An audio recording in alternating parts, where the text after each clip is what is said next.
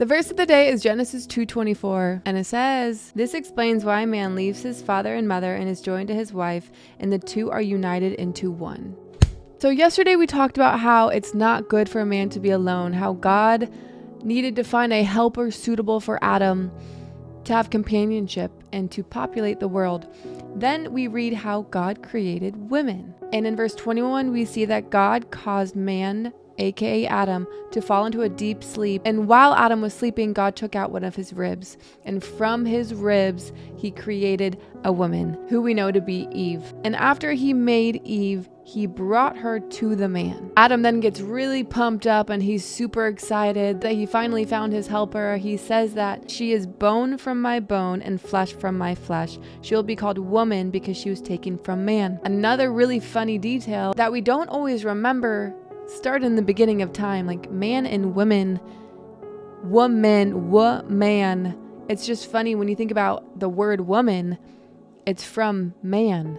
And then today's verse reminds us that, Adam named woman because it's a version of the word man. And then today's verse falls after that, where it says, "I, a man, leaves his mother and father and is joined to his wife, and the two are united into one." Today's verse is highlighting God's design for marriage.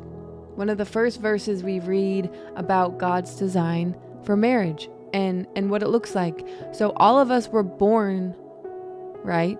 We were born from our parents in some capacity, whether you're in relationship with them, whether you know them or not, you were born from someone. And to give a little context, back in the day, your family was like number one. Culturally, your family was most important. So God's making it really clear that when it comes to marriage, you have to leave your family. And now this is your new family. You are now one with your spouse. I kind of love how the word wife is used, even though they're the only people on the planet, even though they're the only human beings there. That tells me that it's not just about not having temptation or other options, but God made it clear that when it comes to creating family and his design for man and woman is marriage.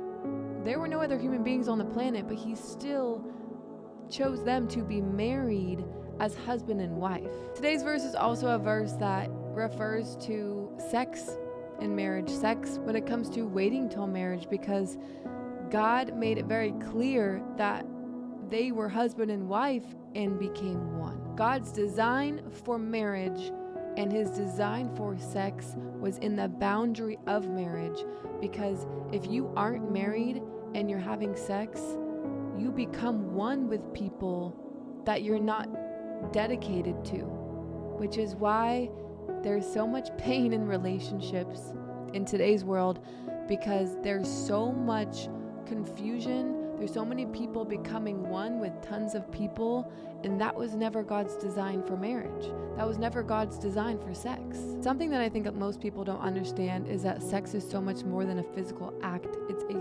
spiritual thing. You become one with whoever you sleep with. So the reason why a lot of times you can't stop thinking about that person that you slept with, or you have repeated thinking about that person, or you feel extra connected to that person, it's probably because you might have slept with them.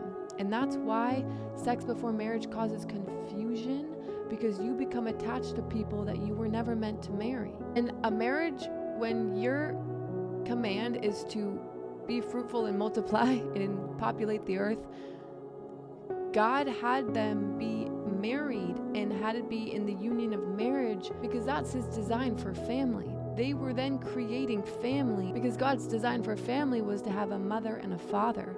Because when children are being raised, having a parent figure, a mother and a father, they both play pivotal roles in the development of children. I think when it comes to finding a spouse, a few verses come to mind. The one we already covered this week, where it talks about how the Lord placed Adam in the garden to tend and watch over it. So Adam had already been placed.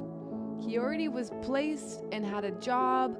God had given him purpose to tend to and to watch over the garden. That could be seen as God preparing him for marriage. Because we've all heard the advice that sometimes you're in the waiting season because God's preparing you.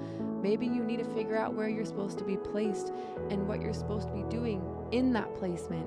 And then God will bring you the right person in the right time. I like how verse 22 says, "Then the Lord God made a woman from the rib, and he brought her to the man." That also explains to me that he had a relationship with God. And if you have a relationship with God, you're probably going to be listening to him and following his lead, which means he's going to lead you to the right person to marry or to date or to ask out on a date. Having a God-fearing man is so important because he's going to find you if he's following God's lead, if he's listening to God, because God will bring him to her. Today's verse teaches us a lot.